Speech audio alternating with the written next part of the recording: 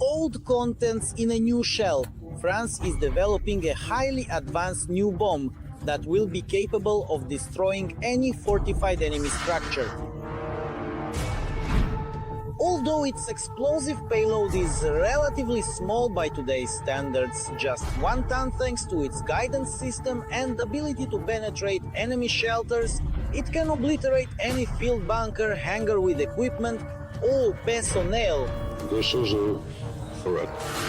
At the same time, a prototype of the bomb has been produced and is already being prepared for flight tests, which indicates that the warhead did not receive any complaints after the experiments. So, what kind of bomb is this?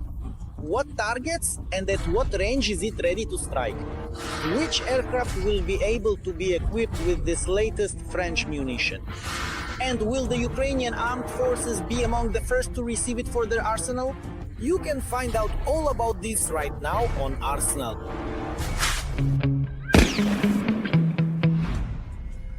So, just recently the French Directorate General of Armaments released some rare and remarkable footage of impressive final tests conducted in Biscarrosse at the DGA Missile Test and Evaluation Center.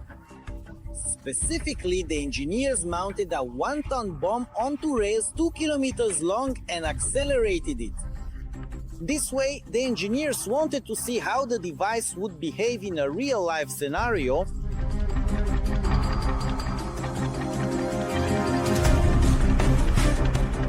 The high-tech test specifically involved sending the bomb over a distance of 2,000 meters in order to carefully simulate the speed and acceleration it experiences when launched from high altitude. The purpose of the tests was to recreate the real operating conditions of the bomb, which made it possible to measure its performance and analyze the forces acting on the weapon at various stages of its launch. Experts note that the Biscarrosse site is notably especially well suited for such tests thanks to its specialized facilities and safe environment. France uses this range to test particularly powerful weapons.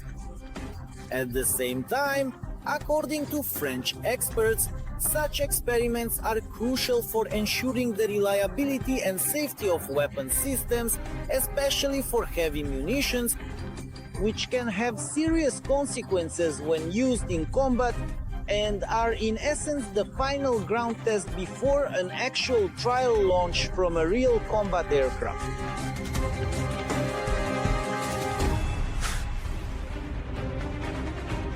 But what is currently known about the bomb itself? First and foremost, it's important to understand that this is not just a ton of explosives packed into a metal shell. This is a high-precision smart bomb capable of flying dozens of kilometers and striking its designated target with pinpoint accuracy, addressing the most pressing challenges of modern warfare. Naturally, the development of this bomb was heavily influenced by the experience of the war between Ukraine and Russia. It is necessary to overcome defensive lines that have been prepared, where there are concrete fortifications, where there are many things that need to be destroyed in order to advance in this direction and break through such lines. So this is exactly an area weapon designed for aircraft of the 4+ generation, like the F-16s, possibly the Gripen, and so on. There are not many exact technical specifications available except for the weight of the new bomb. Bruno Bertet, the CEO of the manufacturer company Aresia, explains. Previously, the company was actively producing smart bombs weighing 250 kilograms, but for today's fortified areas, that turned out to be insufficient, as was their range, considering modern air defense systems and air-to-air missiles. That's why it was decided to increase both the weight and the range. Millions of euros from the French government budget are now allocated for this. We will double the overall budget of our armed forces in almost 10 years. However, given the ongoing evolution of threats and this acceleration that I just described, we will have to make new, careful, budgetary choices and additional investments that have now become absolutely necessary, which have now become truly necessary. I have asked the government to work on this as soon as possible. These will be new investments. In order not to design a new bomb from scratch and thus delay the start of mass production for years, it was decided to base it on the most successful existing models. These were the Mk82, Mk8 and BLU-109. However, modifications were made to the guidance system for more stable operation under electronic warfare conditions and to the bomb's tail section to increase the munitions flight range. At the same time, when discussing the need to develop new weapons and scale up their production, the French leadership does not even hide who these efforts are aimed against. President Macron openly and clearly states that the sole reason for such militarization of Europe is Russia and its desire to destabilize the situation on the continent. European states must, taking into account the Russian threat that I have just described to you, be able to better defend themselves and deter any further aggression. Yes, whatever happens, we need to arm ourselves more and strengthen our defensive position. And this is for the sake of peace itself, to serve as a deterrent. Naturally, such political rhetoric has not gone unnoticed in Moscow. The bunker dweller, who as expected gladly evaluates the modern world order by the standards of the Russian Empire, immediately decided to dive into history and compared Macron to Napoleon. There are still some people who just can't let it go. Everything. There are still people who want to return to the times of Napoleon in history, completely forgetting how it all ended.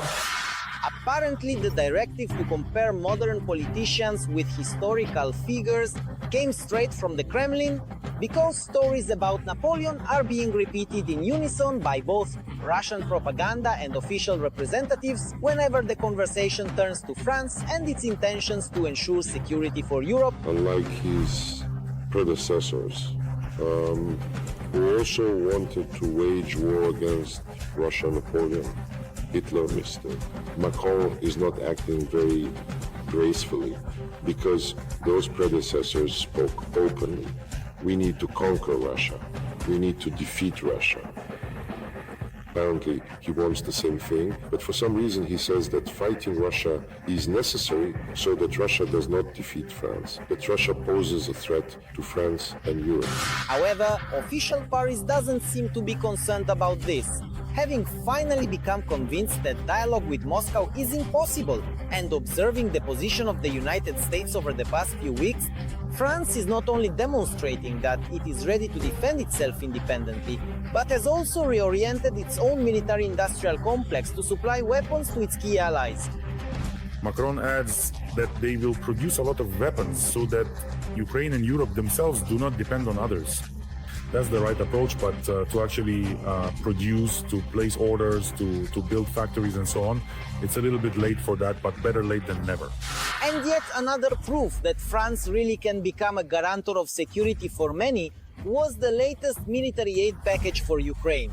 Even in such a difficult time for Europe, Paris will send weapons worth 195 million euros to meet the needs of the Ukrainian armed forces, including armored vehicles, tanks, artillery ammunition, and, interestingly, French aerial bombs.